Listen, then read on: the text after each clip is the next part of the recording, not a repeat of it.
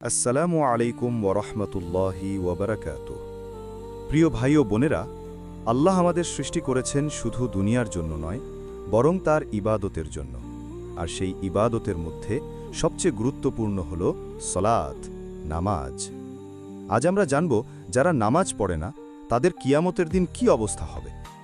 কোরআনে আল্লাহ বলেন, নিশ্চয়ই নামাজ অশ্লীলতা ও মন্দ কাজ থেকে বিরত রাখে।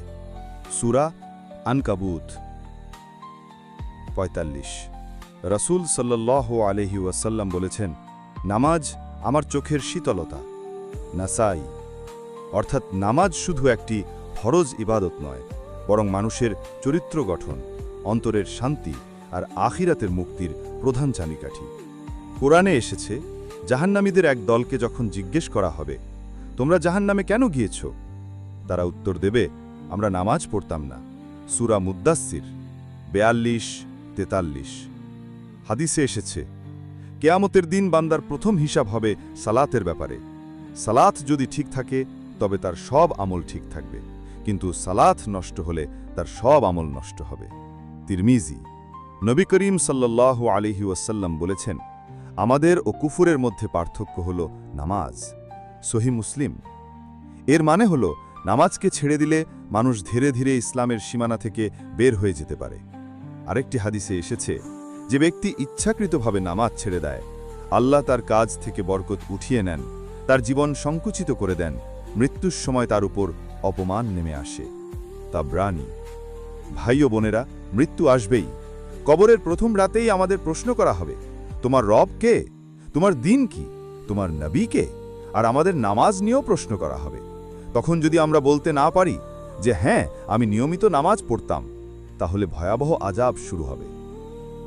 নামাজ না পড়লে আমল কবুল হয় না, জীবনে বরকত উঠে যায়, মৃত্যুর সময় ঈমান নিয়ে বের হওয়া কঠিন হয়ে যায়।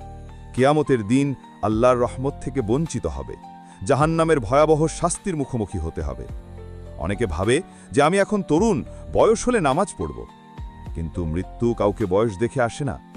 কবরস্থান ভর্তি আছে বৃদ্ধদের সাথে সাথে তরুণেরও লাশ দিয়ে।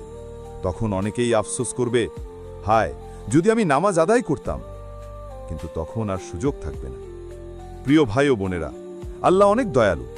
আজ থেকে যদি আমরা নামাজ শুরু করি, আল্লাহ আমাদের অতীত গুনাহ মাফ করে দিতে পারেন। রাসূল সাল্লাল্লাহু আলাইহি ওয়াসাল্লাম বলেছেন, যে ব্যক্তি ফরজ নামাজগুলো ঠিকমতো আদায় করবে, আল্লাহ তার গুনাহ মাফ করে দেবেন। মুসনাদ আহমদ। প্রিয় দর্শক, নামাজ হলো আমাদের মুক্তির টিকিট। নামাজ ছাড়া জান্নাতের আশা করা আসলে বৃথা। আসুন আজ থেকে প্রতিজ্ঞা করি, ৫ ওয়াক্ত নামাজ সময় মতো পড়ব, পরিবারকে নামাজের প্রতি উৎসাহিত করব, আল্লাহর কাছে দোয়া করব তিনি যেন আমাদের নামাজের মানুষ বানিয়ে দেন। হে আল্লাহ, আমাদেরকে নামাজ কায়েম করার তৌফিক দিন, আমাদের গুনাহ ক্ষমা করুন এবং কিয়ামতের দিন আপনার রহমতের ছায়ায় রাখুন। আমিন।